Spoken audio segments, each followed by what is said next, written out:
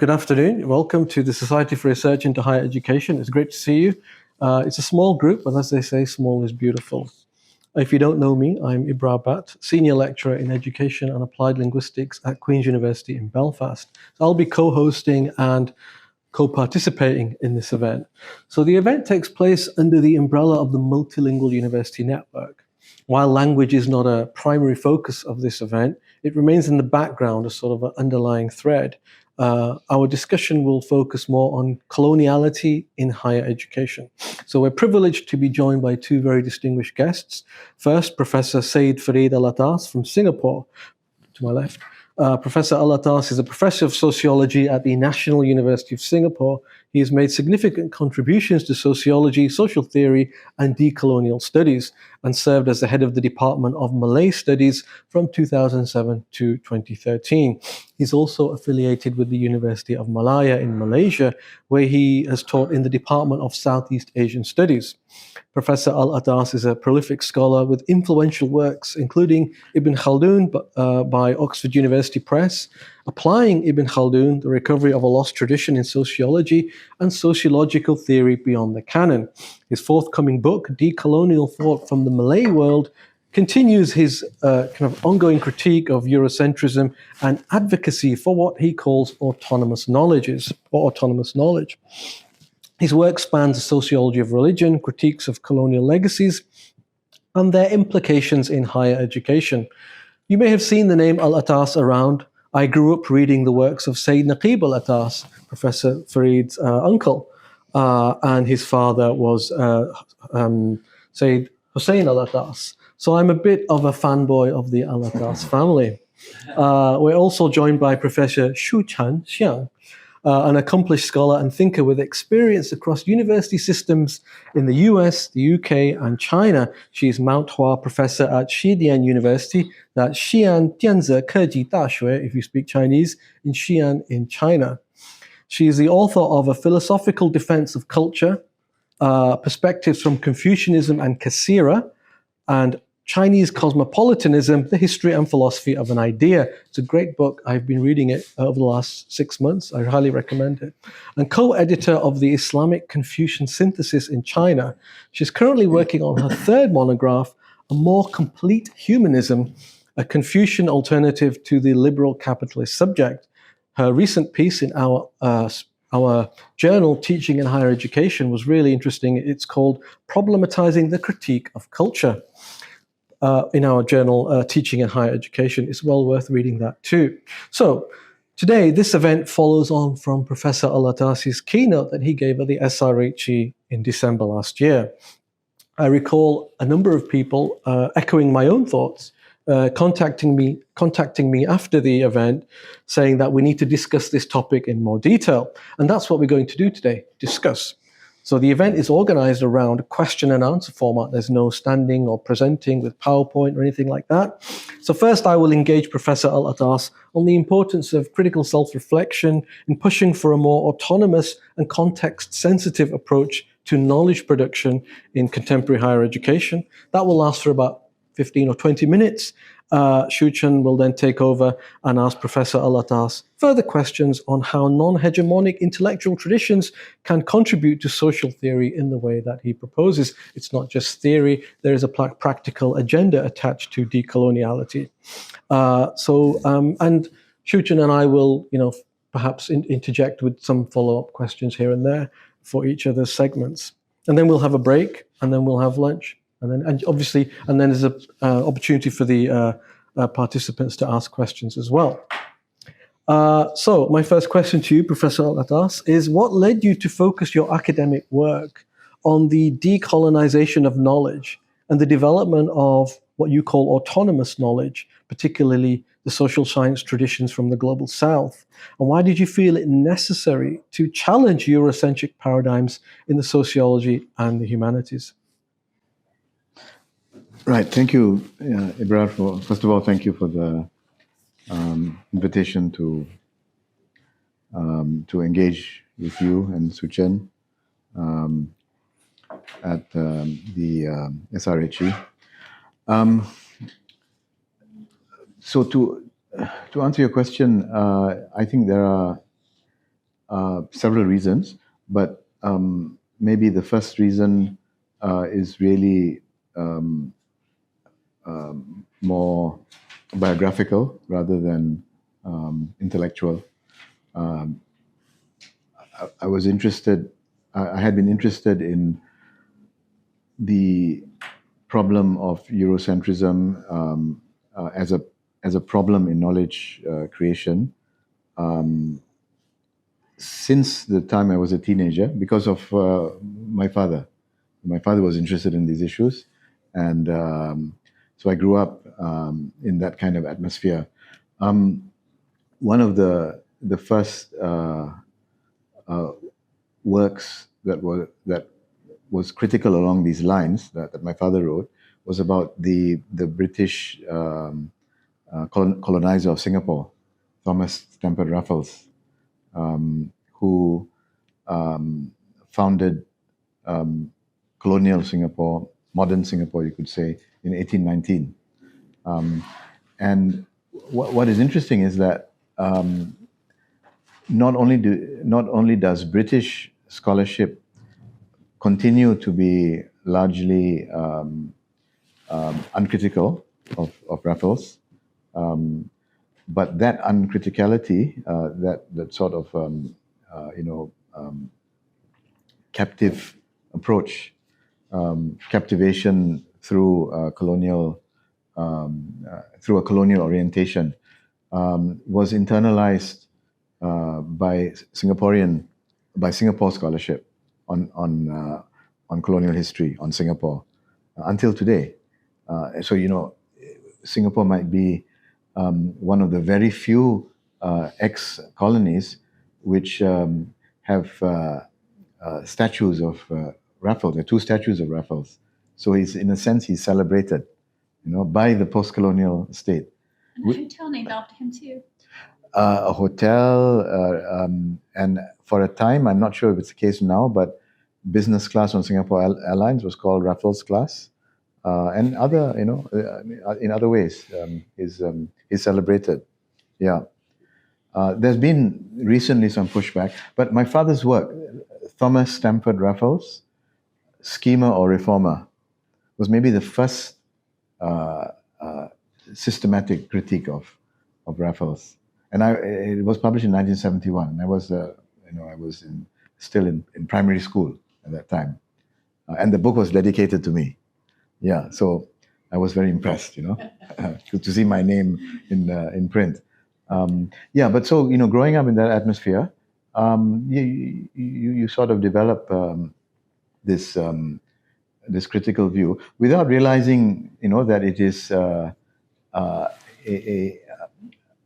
marginal view, and so I grew up thinking that this was the normal way of thinking. Yeah, until I went to university when I was an undergraduate student, then I began to understand that this was not the mainstream view. That the mainstream views are Eurocentric in various ways, and I wanted to understand what that Eurocentrism meant.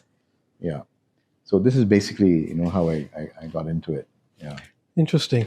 Your critique of the so-called captive mind, it's a term you use a lot, captive mind, quote unquote. It's been really foundational. What does it mean? And whose mind is captive? By whom and how? Yeah. Oh, all right. So the term, as it is known in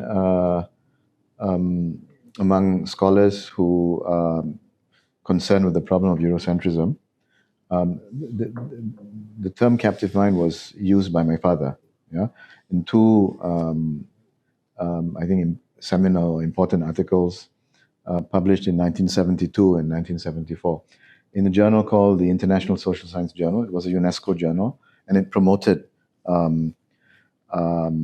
critical scholarship, and it published many articles from around the world, from around the Third World. In those days, it was referred to as the Third World. Articles by social scientists who are concerned with the problem of coloniality, knowledge, and Eurocentrism. So he published these 2 articles in 1972 and 1974 on the captive mind. Now, you might, many people would know that there was a work by the Polish writer Czesław Miłosz, also called The Captive Mind. And this was written in the 50s. Miłosz, his understanding of the captive mind was different from my father's understanding. From my father's, they meant different things. So Miłosz is talking about the Polish situation, Poland under communist rule,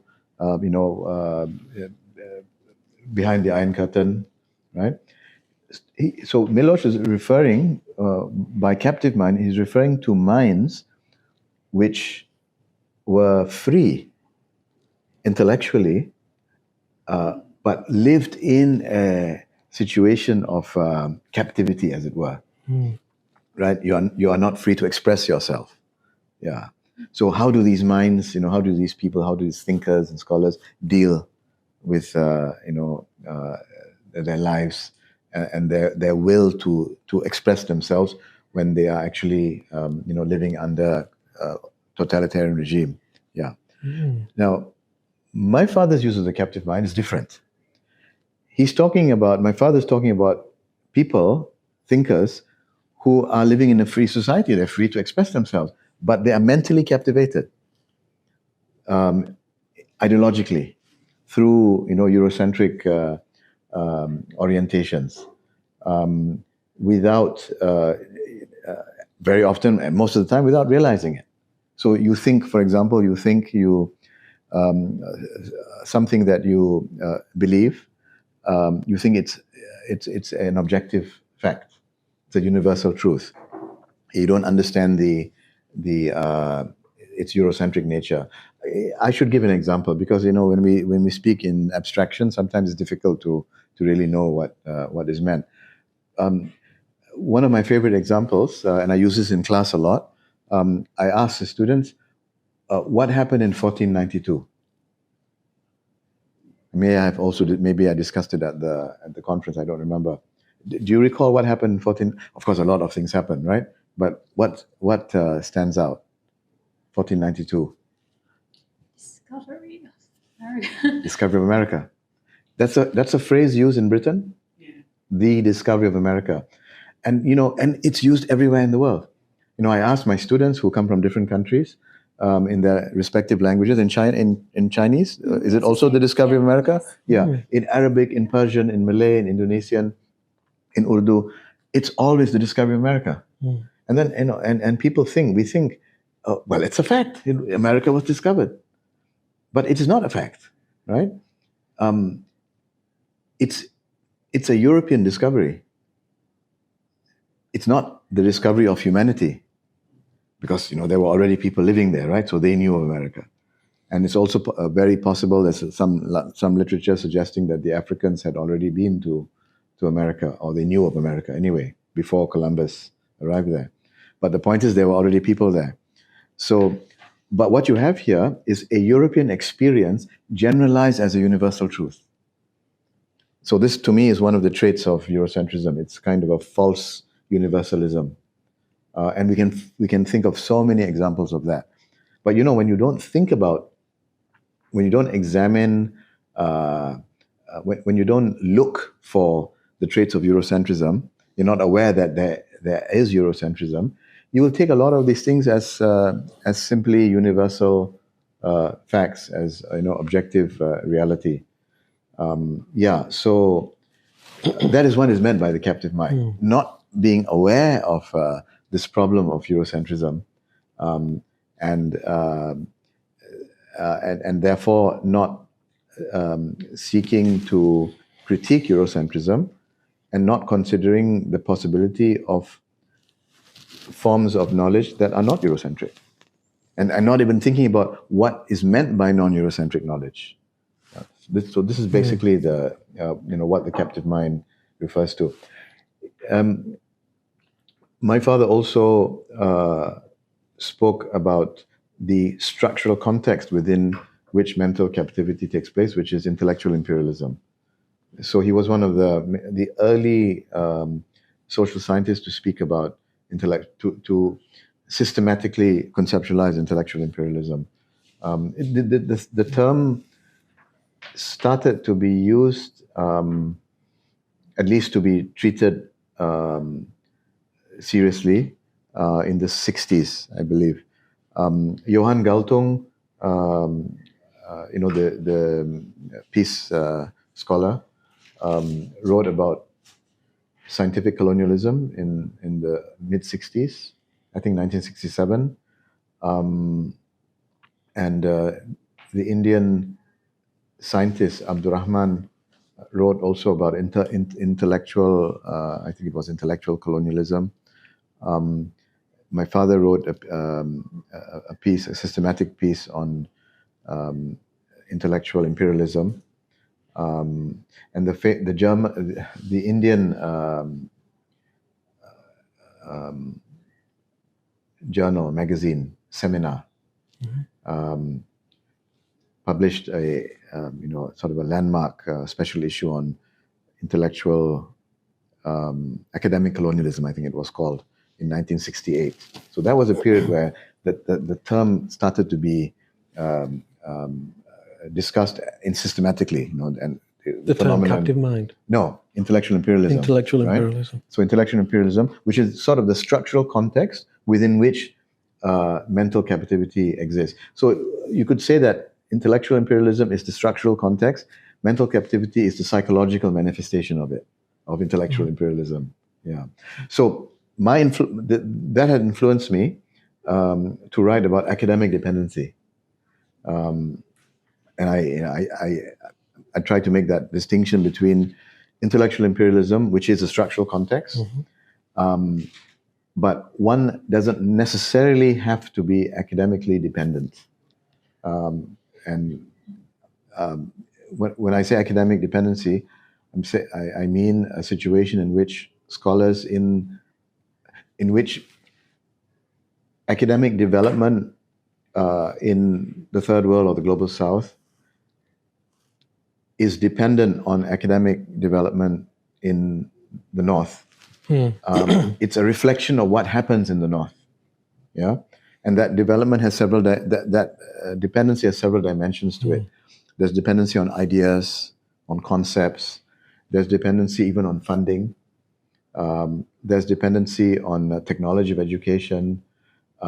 There's dependency on demand, in the sense that for many scholars in the third world, our careers depend on the extent to which we are in demand in the first world.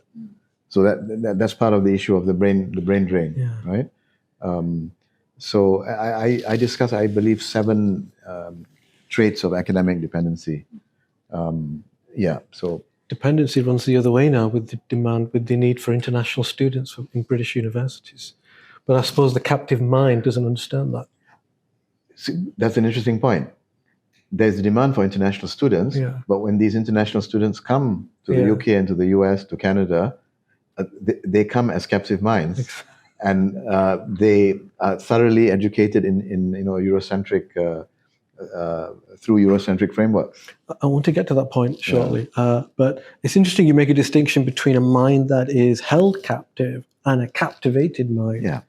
I think that's really important. The latter assumes a sort of like colonialism by remote control, because they're captivated. We can push the button here, and the global north and the global south will think in X, Y, and Z way. In fact, there's lots of terms flying around here, like academic dependency, intellectual imperialism, captive mind, whatever. British politicians, when they speak about British educational system, the university system, they often talk about it in the sense of soft power. And literally, I mean, just the other day on Radio 4, I heard a politician saying that students come here from around the world and they go back with, quote, a whole load of soft power.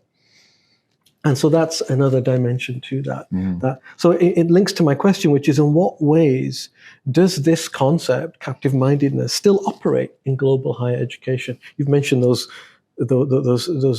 articles and special issues and those various thinkers from the 50s all the way up to the 70s, including your father and yourself. In what ways does this operate right now? And what's perpetuating that? I think mental captivity and the ideological context of it, which is Eurocentrism, the structural context, which can be understood through intellectual imperialism and academic dependency, is the norm. It is the norm. If you consider that there are many, there's a lot of false universalisms, which are, which inform much of the social sciences, and not only social science, but even in universities, in institutions of higher learning, but also in popular discourse. We can see that this is the norm. And if we consider that throughout the world, not just in the West, but throughout the world, it is the intellectual traditions of a few Western societies which are taught, and not the intellectual traditions of, not other intellectual traditions. I mean, for example, in the social sciences, in sociology, in political science, in anthropology, in geography, in many fields, the canon is a Western canon, right? So it is as if non-Western peoples did not think systematically about society, and so they never founded any of the social sciences. Now, I should qualify that. If you take sociology, for example, it is true that it's a discipline that was founded in Europe. But when people write about the history of sociology and teach sociology, they refer to European founders from the 19th century, and they ignore the possibility that people outside of the West were thinking systematically about society, even though they may not have called their field sociology. But there were people thinking systematically about society outside of the West. And by the way, the assumption also is that women did not think systematically about society, even European women. That's why most histories of sociology, have no women founders of sociology in most cases. So here, this is an example of social science being not only Eurocentric but also androcentric. Yeah. Just to be devil's advocate here, where is the agency of the Global South scholar, the non-Western scholar? Surely the onus is upon them to conceptualize their world in a way that's relevant to their context. Yeah. And the blame, as it were, shouldn't be on the global North or Western scholars, who will naturally use reach for the frameworks that are closest to them. Yeah. Well, I agree. There is agency, and it is manifested. Also, I wouldn't use the term blame, because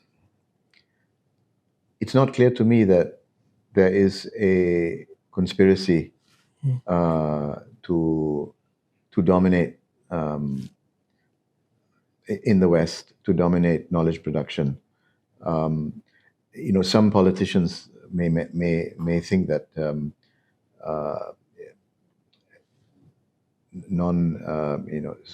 students from the global South being educated in the UK is a form of soft power. That's true, but I don't think that academia in general, in the UK, for example, or in the US, is consciously dedicated towards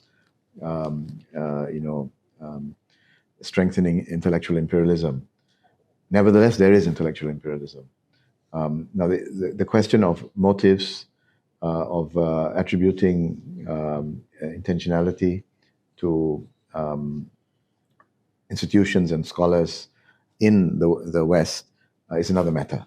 Yeah, but the point is there is this intellectual imperialism, and we can understand the the structures which perpetuate it. For example, when somebody from the global south comes to the UK or goes to the US to study, to do a PhD, it is more or less assumed that he or she is going to be doing a thesis on her own country, right? It is not that, it is consciously in the mind of the potential advisor, PhD advisor, that we must not allow her to specialize in our society in the UK. She must only specialize. We may specialize in the whole world. We are British, but we study our own societies and we have expertise in our own societies, but we also have expertise in the rest of the world. But we must not allow others to have that kind of expertise. We must confine them to a certain place in the division of labor. I don't think it works that way. Yeah. But it consciously, but it does have that effect. Yeah? Irfan Ahmed writes about the distinction between anthropology and sociology was rooted in that distinction. Sociology for domestic Western research, anthropology for the other. For so-called primitive societies. Yeah. That's right. Yeah. But to get back to your being the devil's advocate, so there is agency, but and the agency is seen in terms of the emergence of decolonizing discourses, and that has the thinking about the problem of Eurocentrism, about the coloniality of knowledge. It began during the colonial period.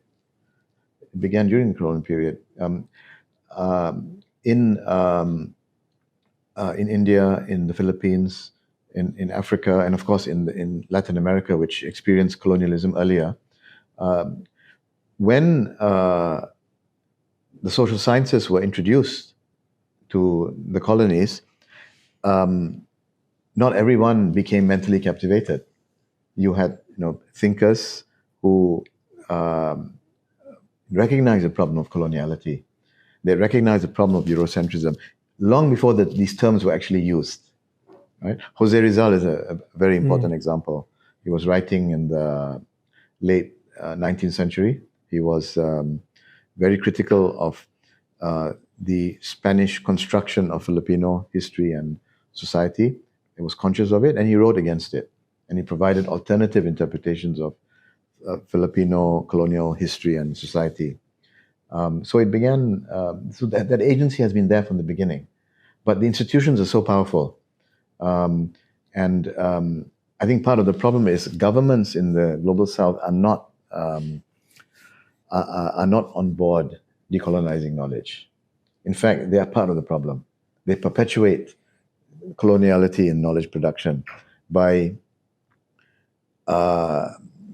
organizing our universities after the image of European universities, American universities, and then they want our universities to be part of the global ranking system, which has a number of implications, including the desire to the encouragement to publish in English, because most of the ranked journals are in English, which means there's a neglect of local languages, and those have also implications for the development of autonomous thinking, autonomous knowledge. I think, please. Could I ask, just I'm quite interested to know where you see the balance between the more ideological aspect of like being a captive mind with the case of agency, because as you said, so much of the problem seems to be on like a kind of institutional level with governments or maybe universities wanting to have a share of certain kind of existing powers. So it's more just in terms of much more kind of mundane, pragmatic considerations. How does the balance play out, and which is like the more bigger force? Is it the kind of institutional government problem, or is it actually more kind of ideological one, which is like you have captive mind, so you don't have the agency to do things? Yeah. Because like I work in China, and then like the universities, I don't even know if anybody's even heard of A and HCI journals, because in China they just I never heard about it before I went to China, but that's all they care about. They care about journals indexing ANHCI, indexing Arts and humanities, citation index, right, or right, yeah. social science citation index. Yeah, or Scopus. Scopus. In Hong Kong, they give out Scopus, but for some reason in mainland China, they arbitrarily, it seems to be decided that very, very arbitrarily. And I don't know, and is it even like, even on the institutional level, are they captive to some extent? Therefore, they work like this, or is it just? I'm just trying to think how much is it just because of captiveness, either on like individual professors' part, or on like the institutional level, or how much of it's just because of just like power, and then needing to join in like a kind of existing kind of hierarchies of power. Good question. That's difficult to answer. I think it would differ from country to country. In the universities that I'm familiar with, my impression is that administrators are not even conscious of the problem of decolonizing knowledge. And for those who've heard of it, because I have had conversations, they dismiss it as as a kind of chauvinism, a kind of nativism. They think that this is an extreme reaction, and that we should be international, universal, cosmopolitan, and not parochial. So they when they listen to what we are saying, they think we are promoting a kind of parochialism. And the problem is, some of the so-called decolonizers of knowledge are indeed parochial. They call for the rejection of Western knowledge. I've even heard scholars in conferences saying, we should stop citing white people, this kind of thing. Which, how would you know if somebody's white when you cite them? How do they come to that? I've heard this before. Somebody said to me, cite people who are black. Somebody said that to me once in a seminar. I asked him, how do you figure that out? How do you work it out? Good point. Yeah. I guess in many cases it's obvious, right? A lot of decolonial discourse is mixed up with a bunch of other things: postmodernism, liberal ideas, critical race theory, and these all get mixed up with decolonial discourse. Yeah. And it's mired in a lot of these things. Yeah. It makes it difficult, convoluted to navigate for the person who genuinely, even a Western scholar, who genuinely wants to broaden their palette of ideas. Yeah. It becomes mired in all these other critical discourses which might have a place somewhere. Right. Yeah. But and to me, that shouldn't be the problem. That should not be the problem. If I were to give an analogy from cuisine, from food, a good chef doesn't worry about the origin, the geographical origin of herbs and spices. He uses what is attractive, what works, right? And he wants to create something. So he's not going to say, I'm not going to use this because it's from India, or it's from Latin America. I'm going to reject it, right? And he's not going to, he's not going to work along those lines. He has a goal. He wants to create something, right? And he's going to use whatever can be used. He's interested in discovering new things, new herbs, new spices, new combinations from wherever they are, right? That's the goal. He would never say, a good chef would never say, I'm going to restrict my herbs and spices to what grows in my country or in my garden. He will never do that. Same thing with musicians. They don't do that. They don't say that I'm only going to use musical instruments that come from my tradition, my cultural tradition, my civilization. They never do that. Why do we do that when it comes to knowledge production?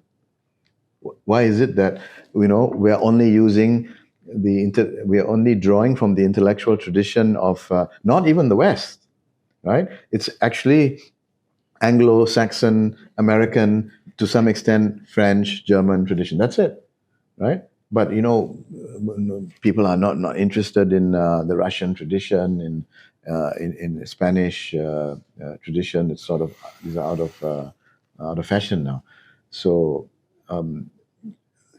this Eurocentrism is actually a form of parochialism, right? And the idea is not to be anti-European. It is to be anti-parochial, and it's to widen our source of knowledge, in terms of concepts, ideas, and therefore to take advantage, to be interested in all these different intellectual traditions, right? Yeah. And in terms of, so then what the problem you were referring to doesn't arise, right?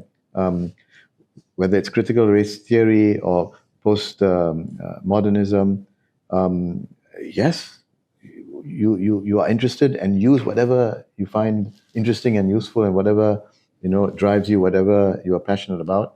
But look beyond that. Look at other intellectual traditions. It takes time. People don't want to do their homework, and they want to get published quickly and easily. And so that's one of the factors here. Yeah, perhaps. that's right. But I think the chances are such people, even if they, were given the time and opportunity, wouldn't be interested in doing that anyway, because it's a matter of passion. Right? You really need to. I mean, going back to the chef, if the chef has a limited, what's the term for it? Palate. You may give him all the time to create, but he's not going to create something interesting. You really have to have that openness and that passion, I think. I want to segue into Shuchen's questions, which I will support as well. So are we okay for time? Yeah, we're 12:40 right now. Yeah, that's okay. Okay. So so kind of going off your kind of biographical history, because I noticed that when you were first writing, your first works were somewhat different to the ones that you're working on now. For example, your first works were on sociological analyses of Muslim states, such as Malaysia and Indonesia. So in 2014, for example, you published a very interesting book on applying Ibn Khaldun's sociological observations on state formation to analyzing modern Arab states such as Saudi Arabia. And then you published a work called Sociological Theory Beyond the Canon. So can you explain that kind of transition between the kind of, it seems to be more formal, much more formal kind of, so like you got theories and then you apply it to like situations. And then there seems to be more kind of transition into thinking about sociological theory per se, and to like kind of meta thinking about the nature of how you do sociological theory. So just what kind of prompted you to do that transition, and then yeah. I don't see it as a transition, actually. Okay. So I've always been interested in the problem of knowledge creation, and how knowledge is affected by Eurocentrism, how we should understand Eurocentrism in a systematic way, and how that understanding of Eurocentrism would lead to non-Eurocentric knowledge creation. And I've always been interested in how we can actually practice knowledge creation in a non-Eurocentric way. Not just to talk about it, not just to talk about the problem, but actually do it, right? So if we were actually to do research, how would we do research in a non-Eurocentric way? I've always been interested in that. Now, my work on Ibn Khaldun is an example of that, right?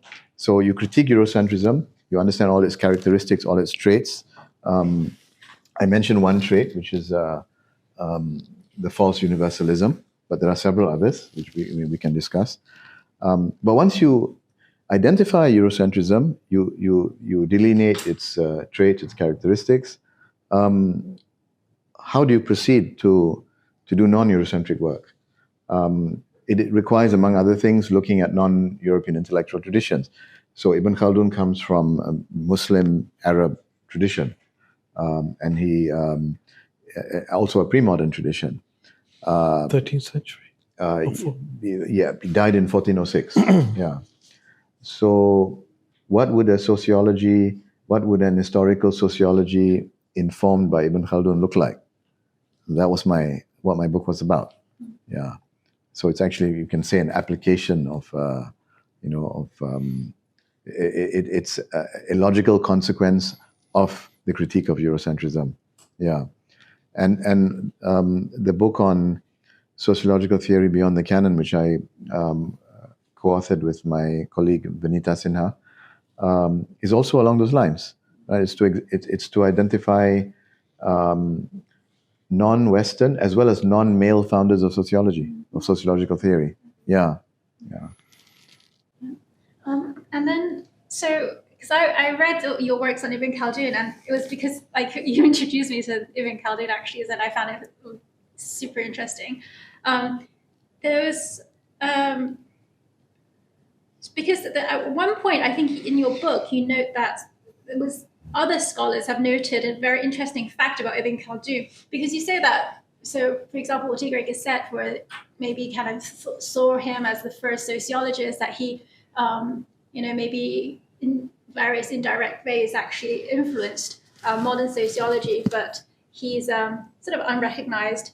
But then there is something that is still different about Ibn Khaldun as a sociologist avant la lettre sort of thing, which is that unlike somebody like Max Weber, because of their position in a kind of colonial society, they had like vast amounts of access to information, and so they could actually do like a much more kind of comparative work, which helps sociology. But then the person that you noted said that Ibn Khaldun was actually just native to his tradition, but still was able to really objectively, objectively describe his society in this kind of what you would call sociological fashion. So I thought that was really interesting, and I was wondering whether that relates to how you think about how you can make knowledge production, which is not parochial, because Ibn Khaldun is not parochial, but then he wasn't necessarily super cosmopolitan in the sense that he had like access to tons of information in a kind of colonial fashion, but then he still produced his knowledge production still produced something that you could that sort of stands a kind of academic test in some way. So, and I thought that was very interesting, to maybe kind of inspirational for your other interests in like how to produce knowledge in a way that is that escapes certain kind of more imperial paradigm and the kind of dynamics and contexts that are involved with that way of producing knowledge. So I thought that was interesting about him as well. And I was wondering if you could speak to that. Yeah. Well, he, for his time, I think he was a lot more cosmopolitan than his counterparts in Europe. See, in the 15th century and even earlier, and more so earlier, if you go back to the 9th century, 10th century, 11th century in the Muslim world, right? The Muslims we speak about West Asia, or what they call the Middle East, which is also a Eurocentric term, by the way.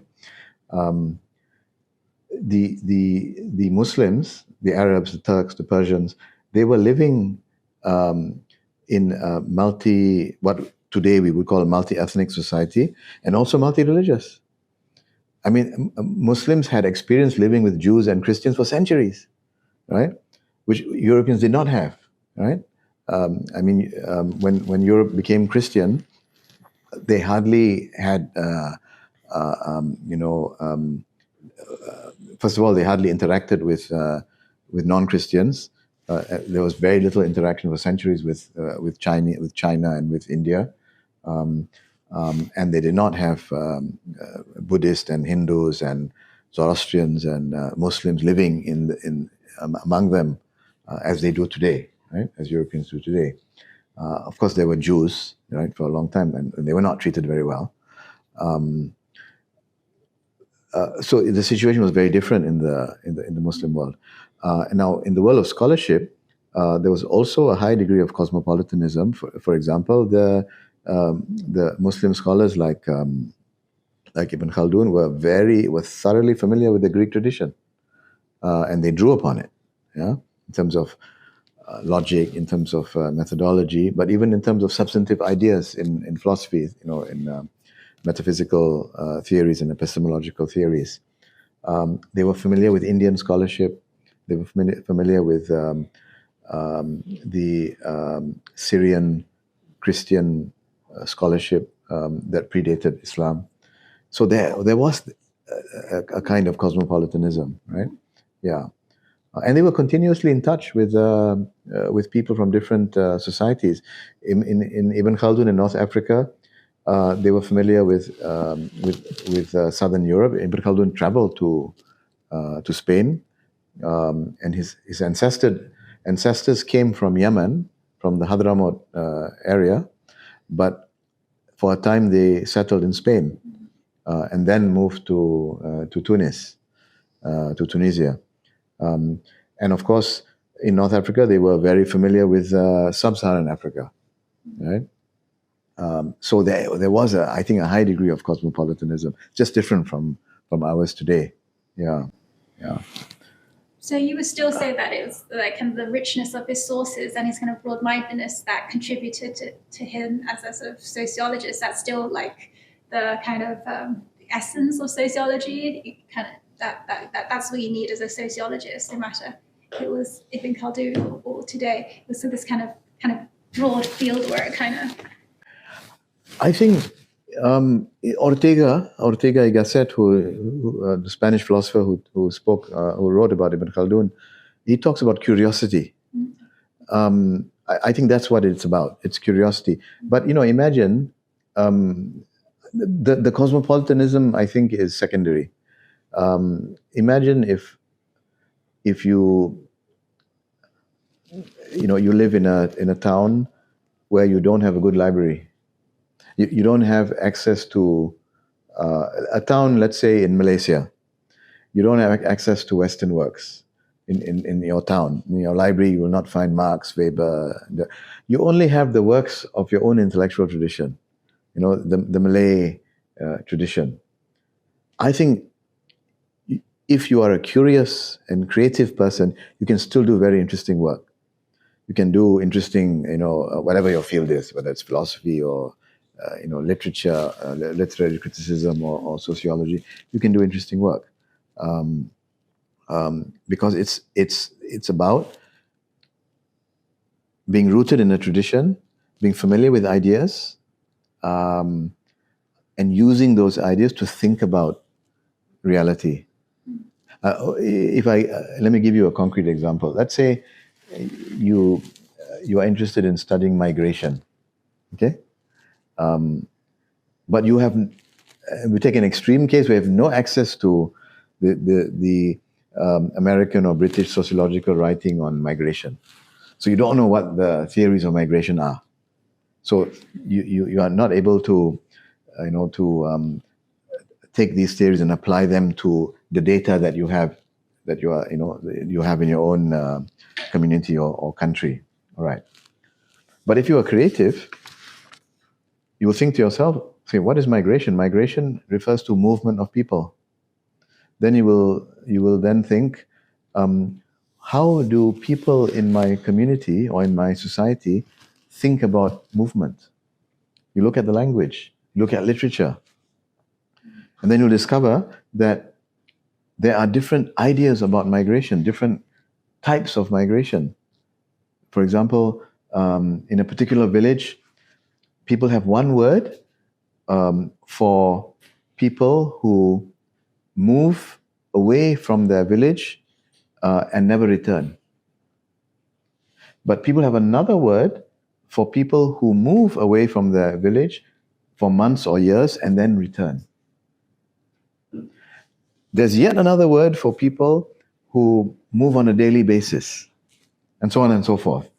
Then you come up with different, from the words, from the terms, you then come up with different concepts of movement, right? and you think along those lines, then you have a theory of migration, right? So it's really creativity and working. And sometimes I think, sometimes that if you have a fantastic library, like we have in the National University of Singapore, filled with works, and of course they're mainly Western works in the social sciences, then you are obsessed with understanding those theories and applying them, rather than thinking creatively through the ground, from the ground up. So sometimes, having good libraries might be, detrimental to decolonizing knowledge. Yeah. Can I jump in? In your work you talk about, this is related to the last point, you talk about critique, reconstruction, and original construction. Decolonization necessitates A, critique, B, reconstruction of prior traditions, and then something called original construction. Can you just tell us what these three things are and how they relate? So one of the problems I realize in the discourse on decolonization is that people speak about Eurocentrism and decolonization in a very abstract way. So we don't understand what it means when it comes to actually doing the work, right? So we need to be more concrete about it. That's why I'm very concerned and interested in understanding the various characteristics or traits of Eurocentric knowledge. I speak about false universalism, silencing, distortion of reality, subject-object dichotomy, and several. I think I've listed about 10 or 11 traits in my work. Identifying the traits of Eurocentrism, defining it, identifying the traits,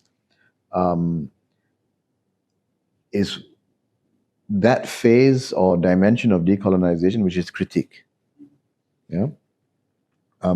And it's very complex, because not only do you need to identify all the traits and characteristics, we also have to understand the different contexts and types of Eurocentric knowledge that have emerged.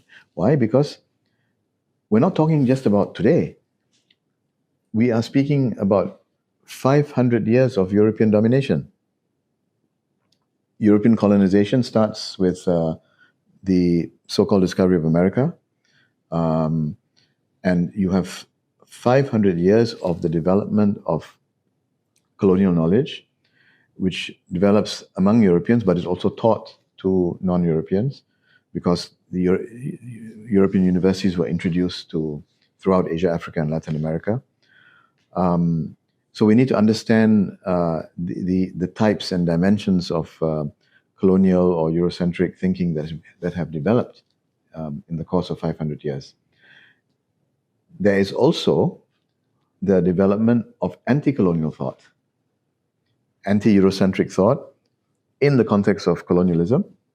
You have 500 years history of anti-colonial thought, which we've only begun to document.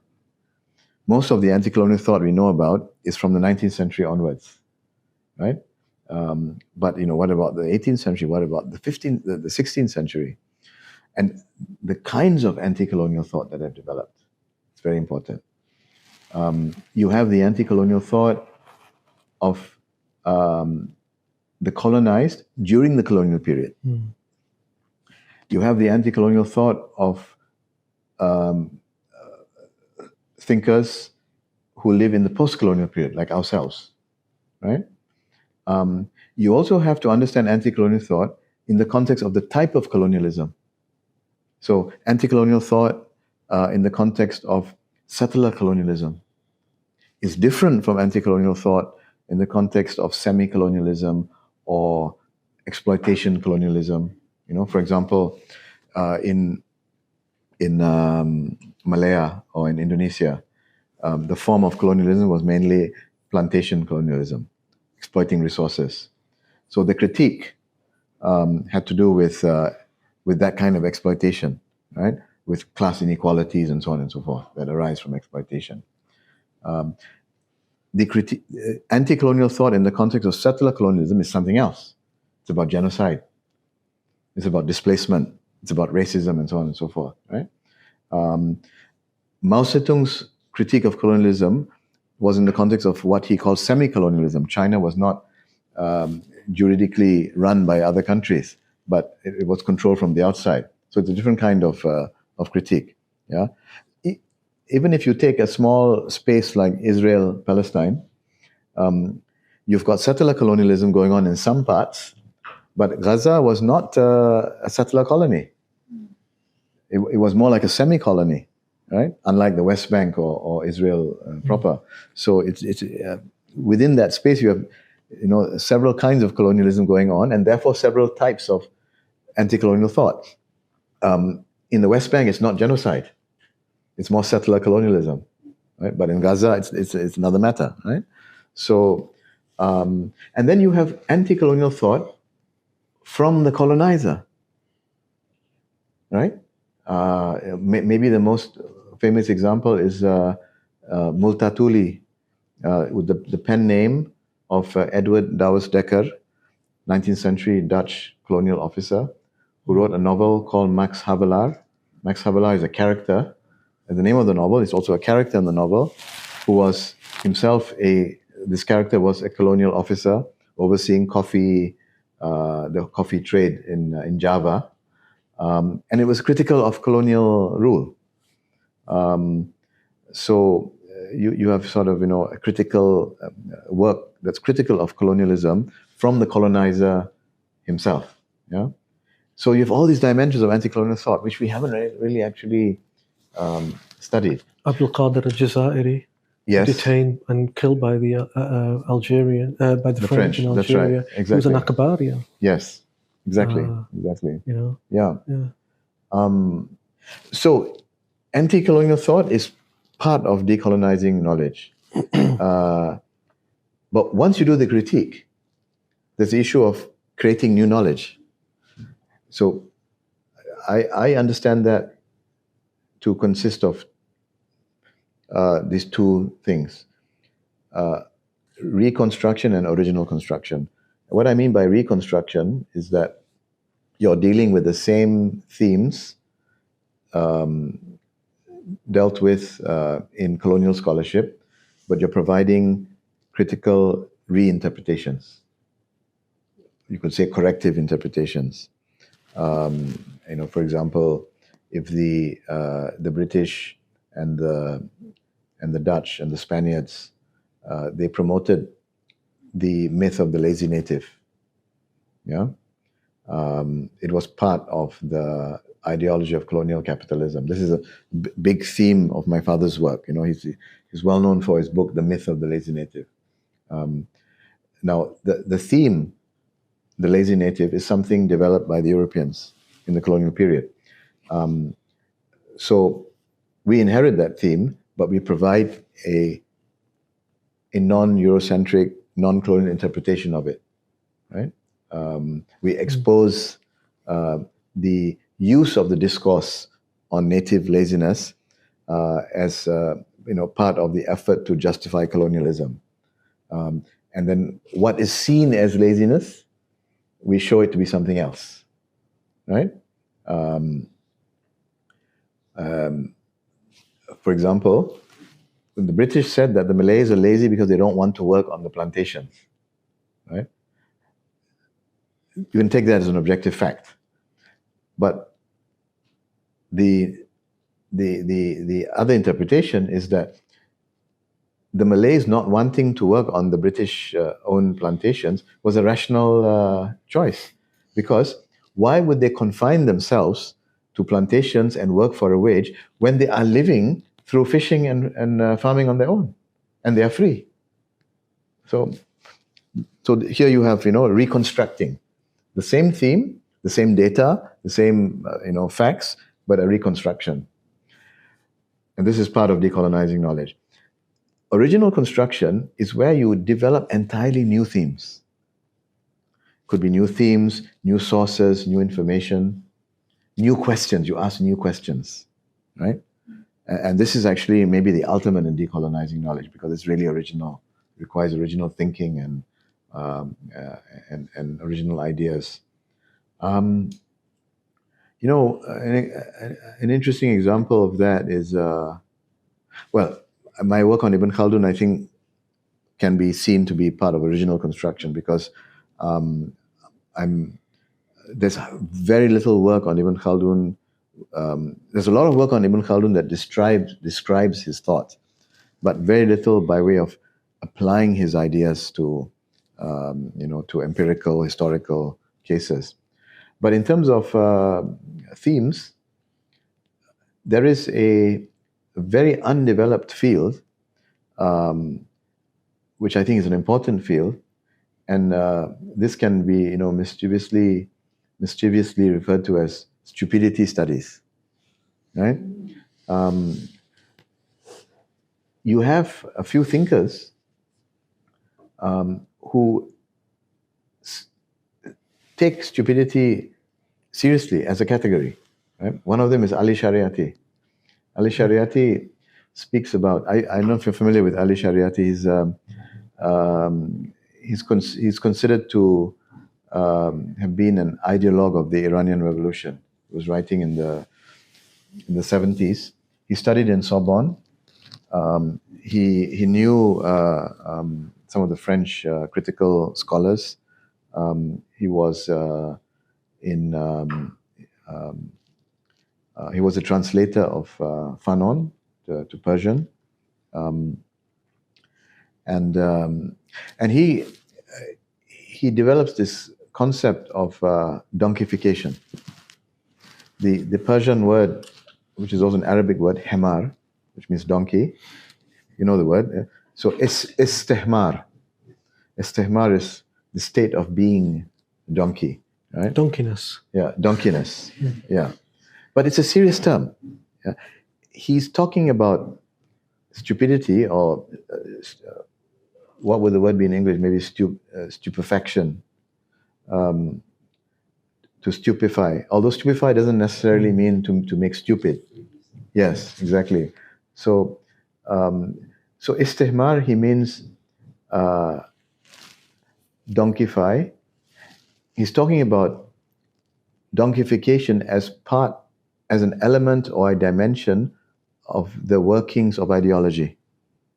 That in the goal of a dominant ideology is to get people to think, to get the masses to think in a way that is in line with the interests of the dominant group, the ruling group, or the ruling elite, right?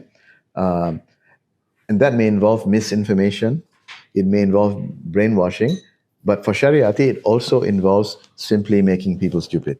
Docile. Yeah, not being able to think, to analyze, to critique, to contend. Yeah. To keep them distracted. Yeah. I feel like the Dodo Horkheimer's culture industry. Yeah, but they lose the ability. You see, you can think along the lines of the dominant ideology and be an extremely intelligent person, right? But Shariati is talking about losing the ability to be critical and therefore losing the ability to contend with the dominant ideas. Yeah.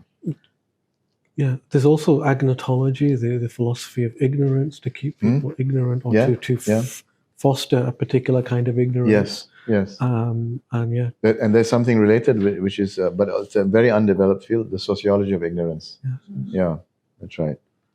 So here you venture into more original work.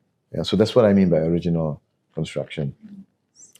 Can I ask a question? So about the original reconstruction. Is that Original construction. Original construction. So construction, you have the critique of coloniality and Eurocentrism. Then you have, so that's the negative side, and the positive side is construction, and construction has two types: reconstruction and original construction. Original construction.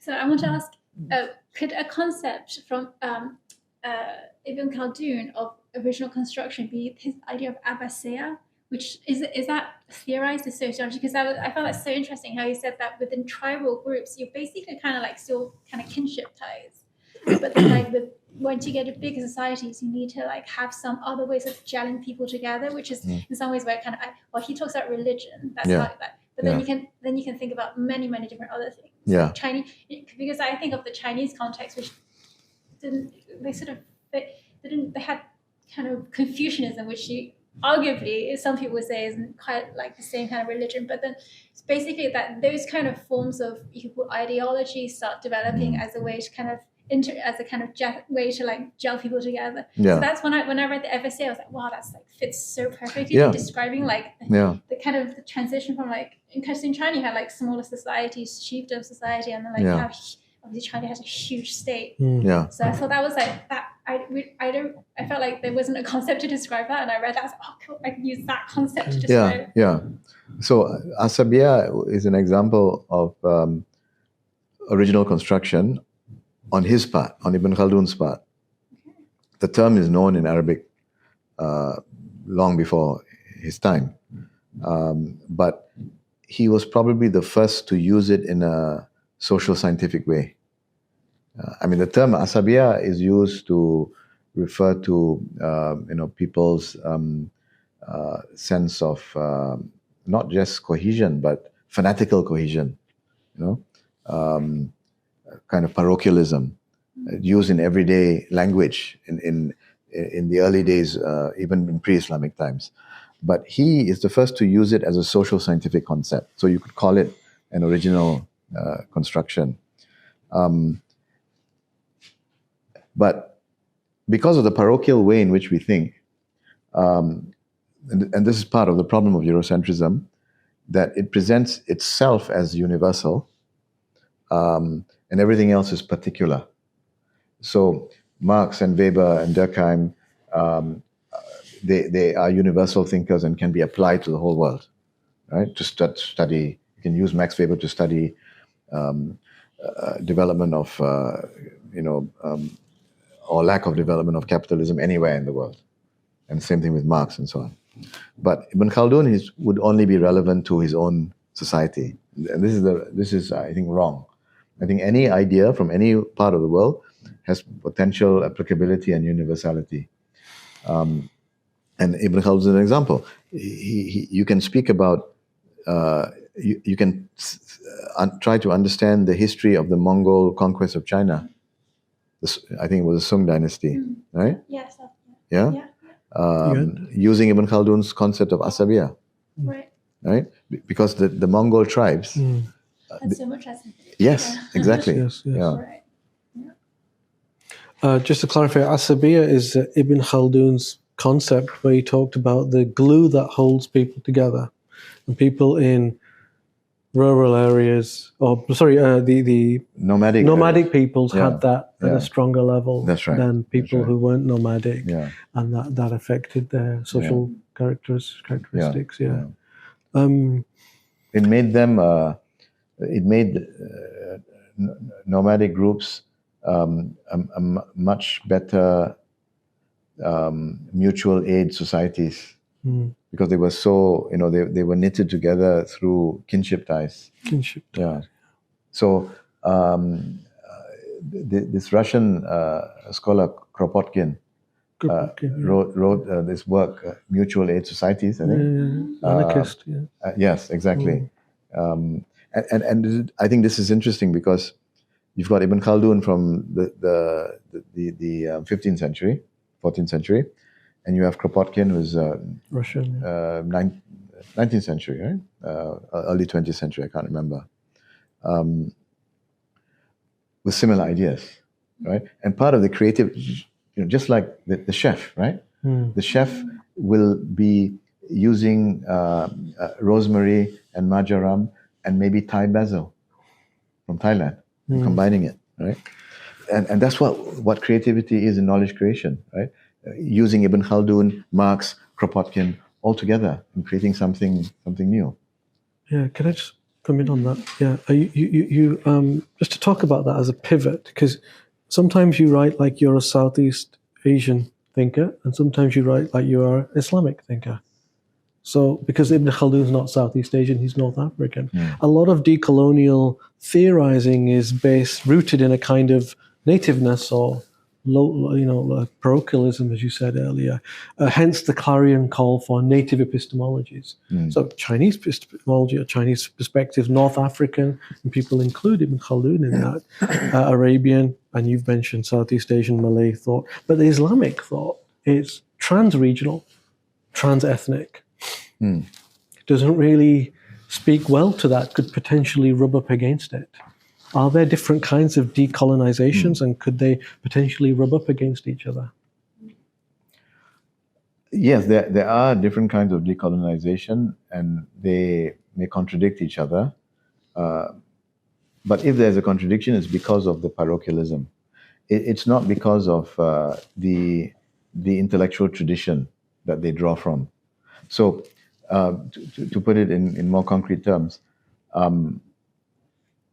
when you decolonize, in other words, when you do the critique of Eurocentrism and you do the original construction and the reconstruction, the sources of your ideas can come from anywhere, right? What is important is your attitude towards the sources.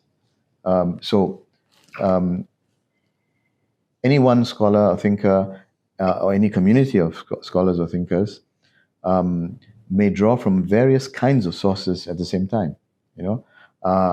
So I'm a Muslim, and I may draw from Islamic intellectual tradition, but at the same time, I may take from the Russian tradition. So I take from Ibn Khaldun, I take from Kropotkin. I have an interest in Marx. I use Marx. It really doesn't matter to me. The issue is, what is my attitude? My attitude is that I'm critical of Eurocentrism, not European knowledge. I don't reject European knowledge or Western knowledge on the grounds that it's Western. I reject what is Eurocentric about it, right? When I look at other intellectual traditions, my own, Islamic or Malay or whatever it is, I adopt the same attitude. What is useful, I take, right? And I'm conscious about not being nativistic. That means not being as ethnocentric as the Eurocentrism I'm criticizing, right? If I have that attitude in my construction, in my reconstruction, in my original construction, it doesn't matter at all what my sources are, whether they are religion-based, religious intellectual tradition, Islamic intellectual tradition, or more ethnic-based like the Malay tradition, the Southeast Asian. It really doesn't matter, because what I'm going to do is I'm going to be creating a symphony of ideas from various sources, right? A symphony, or just a very hodgepodge of a theoretical soup. It could work the other way. You could have something used for aesthetic purposes and not really theorized well. And there's always a risk of that, isn't there? Yes, of course, there's a risk of that. But you have to be a good conductor, or you have to be a good chef, right? That's another matter. It's a test of your creativity. Yeah, it has to work. Principled complementation. Yeah. When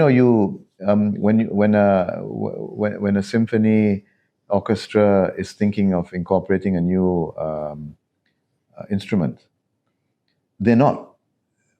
The decision to incorporate or not is not based on where it comes from, where the instrument comes from. It's based on whether it's going to work, right? So if they want to bring the oud, the lute, into a symphony, or into a Spanish or Italian ensemble, they're not going to be thinking, oh, it's Arabic, so we're not going to bring it in. They're going to test it. They're going to examine the sound, and they're going to think, okay, how does it work with our, classical guitar or Spanish guitar?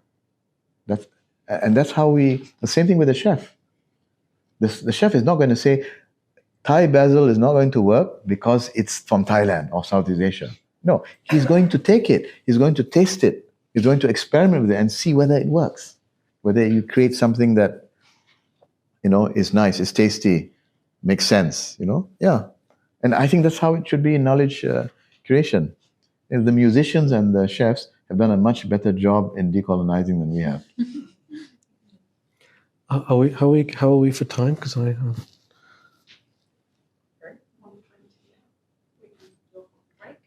oh yeah, we have a break. What is it? 1:20 now. Should we just have one last question? Or you want? No. So what gives you hope that genuine decolonization of research and knowledge is possible in contemporary academia? Well, I can give a optimistic answer as well as a pessimistic answer. I think the pessimistic answer is that academic institutions throughout the global south are so much dominated by governments, by ministries of education, who are not attuned generally to decolonizing knowledge, that I feel that the efforts to decolonize are done on an individual basis by individual scholars. And the result is that a very slow development, a slow development of consciousness of the problem. So we are in Asia and Africa. You could say we are 60 to 80 years after political independence, and we've not really made much change in the curriculum. I'm speaking about social sciences and humanities. Not much change in the curriculum in terms of decolonizing knowledge. We've hardly made any change, right? So at the institutional level, there's very slow change. That is the pessimistic answer. And with neoliberalization of education, with the development of ranking, the ranking regime, I think that functions to entrench Eurocentrism even more.